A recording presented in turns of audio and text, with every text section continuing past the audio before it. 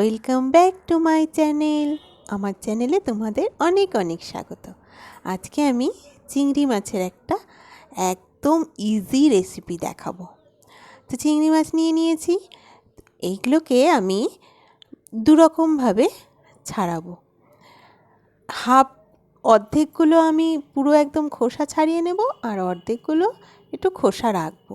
কারণ আমার শ্বশুরবাড়িতে বেশিরভাগ লোকই না মানে একটু এই মাথাটা খোসাগুলো খেতে চুষতে ভালোবাসে, আর আমি আর আমার ছেলে শুধু খোসাগুলো খাই না, একদম পুরোটা ছাড়িয়ে নিলে আমাদের সুবিধে হয়। আর ওই যে মাথার ওইদিকে যে নোংরাগুলো আছে না, ওগুলো ধুলে সব একদম পরিষ্কার হয়ে যাবে। দেখো, চিংড়ি মাছ ছাড়ানো কিন্তু খুব ইজি। এই যে এই জিনিসটা এরা সবাই না খেতে খুব ভালোবাসে। তো দেখো, আমি পুরো ছাড়িয়ে নিয়েছি, ধুয়ে নিয়েছি, একদম পরিষ্কার হয়ে গেছে, আর কোনো এক ফোঁটাও নোংরা নেই। দেখেছো, একদম পরিষ্কার হয়ে গেছে। আর ওই খোসাগুলো, ওগুলোও কিন্তু বাটা খাওয়া যায়। আজ আর আমি করছি না, আজ শুধু এই চিংড়ি মাছটাই করব। তো তার জন্য আমি 6টা কাঁচা লঙ্কা নিয়েছি। এই লঙ্কাগুলো খুব ঝাল। আমি 6টা লঙ্কা নিয়েছি, আর 1 ইঞ্চি মতন আদা নিয়ে নিয়েছি, পাতলা পাতলা করে কেটে নিয়েছি। ওর মধ্যে অল্প একটুখানি লবণ দিয়ে দিলাম। এটা আগে একটুখানি বেটে নিই। তারপরে এর মধ্যে এই দেখো, ভালো বাটা হয়নি, অল্প একটু না, মিক্সির বাটিতে অল্প একটু মশলা ভালো বাটা যায় না। তো এর মধ্যে এবার আমি জিরে গুঁড়ো নিয়ে নেব।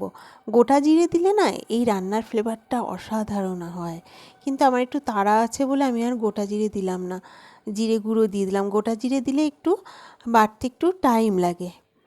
গোটা জিরে দিয়ে তোমরা করে দেখো, এটা বেশি ভালো হয়। তারপরে আমি একটা গোটা টমেটো দিয়ে দিলাম। এবার এটাকে আবার আমি একটুখানি জল দিতে হবে না, টমেটোর রসেই এটা ভালো মতন বাটা হয়ে যাবে। এবার কড়াইটা দেখো, আমি কিচ্ছু করিনি, কিন্তু খালি কড়াই ভুল করে একটু গরম করে ফেলেছিলাম। গরমও করতে হবে না, একদম পুরো শুধু কড়াইয়ের মধ্যে মাছগুলো আমি দিয়ে দেব। তারপরে ওই যেই মশলাটা আমি করে নিয়েছিলাম, ওই মশলাটা দিয়ে দেব। আর জল, ওই বাটিটাতে জল দিয়ে ভালো করে ধুয়ে, জলটা একটুখানি পরিমাণ মতো জল দেব, একটু কম দেব জলটা, কারণ এটা ভাপে হবে তো, জল বেশি লাগে না, তাই পরিমাণ মতো অল্প করে। এই দেখো, আর কিন্তু বেশি জল দেব না, 1 কাপ মতো জল দিলেই হয়ে যাবে। তারপরে আমি লবণ, হলুদ পরিমাণ মতো সব কিছু দিয়ে দেব। এখনও কিন্তু আমি গ্যাস ধরাইনি, এমনি কড়াইয়ের মধ্যেই সব কিছু দিচ্ছি। এটা না একটা টিফিন বাটিতে করে দিয়েও হয়, টিফিন বাটিতে করে মানে গরম জলের মধ্যে বসিয়ে দিলেও হয়, কিন্তু এইটা বেশি ভালো লাগে আমার। এ দেখো, কাঁচা সর্ষের তেল একটু বেশি করে এখন দিয়ে দেব। এখনও আমি বসাইনি, গ্যাস ধরাইনি। এইবার ভালো করে একটা চামচ দিয়ে পুরো মশলাটা আমি ঘেঁটে দেব। এই যে এখনই ফ্লেভার বেরিয়ে গেছে, দারুণ।